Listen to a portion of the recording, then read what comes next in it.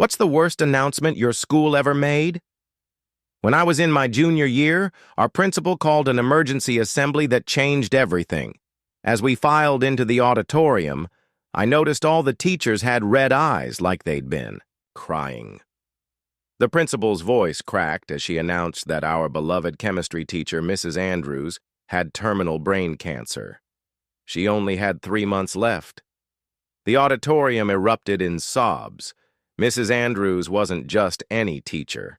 She stayed, late helping students with homework, bought supplies for kids who couldn't afford them, and made everyone feel special. She refused to stop teaching, saying her students gave her strength. But each week, we watched her deteriorate. Her once neat handwriting became shaky. She started forgetting things mid-sentence. Sometimes she'd pause during class, holding her, head in pain. The administration hired a substitute, Mr. Parker, to assist her, but we all knew he was really there to take over when she couldn't teach anymore.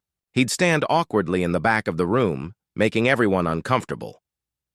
One day, Mrs. Andrews collapsed during third period.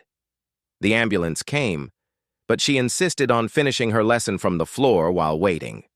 She made us promise to be good for Mr. Parker.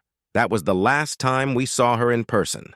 The school arranged for us to video call her every Friday. At first, she was still herself, cracking jokes from her hospital bed, asking about our weekends. But soon the calls got shorter. Her hair fell out. Dark circles formed under her eyes. Our class decided to do something special. We turned our final project into a massive research paper on experimental brain cancer treatments. We worked through lunch breaks and stayed late after school, combing through medical journals. Even the bad kids were pulling all-nighters doing research. Mr. Parker caught us, and instead of shutting it down, he helped. He connected us with actual cancer researchers who answered our questions. Our 20-page report grew to 100 pages. We included every promising treatment we could find. The day we finished, we learned Mrs. Andrews had slipped into a coma. We sent the report to her husband anyway. He read it to her every day, highlighting different sections. The doctor said even in her coma, her vital signs would improve when he read it. 2 weeks later, her husband called the school. He'd shown our report to her oncologist. One of the treatments we'd found, some obscure clinical trial in Finland, was something they hadn't considered.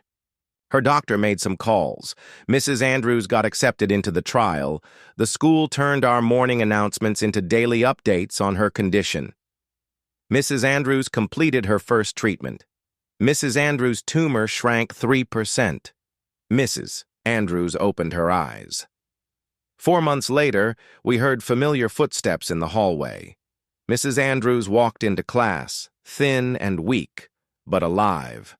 The 3 months had turned into 3 years, and she's still teaching today.